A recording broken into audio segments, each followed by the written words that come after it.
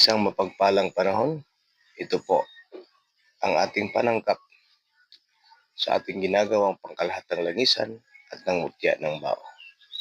Ito ang orihinal na kopya ng 24 medalyon.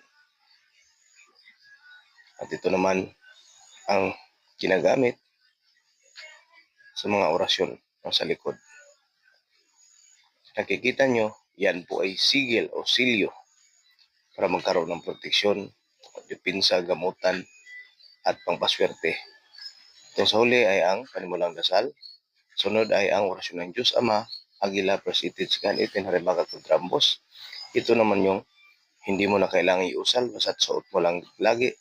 At ito ang kumpletong debosyon ng 24 medalyon at kung saan panangkap po sa ating pangkalahatang langisan at panangkap din sa ating ginagawang mutya ng bao.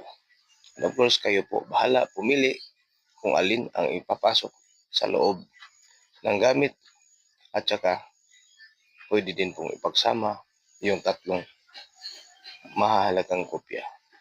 Isang mapagpalang panahon, ito tagapaglikod nyo. Karunungan ng Diyos. Maraming salamat.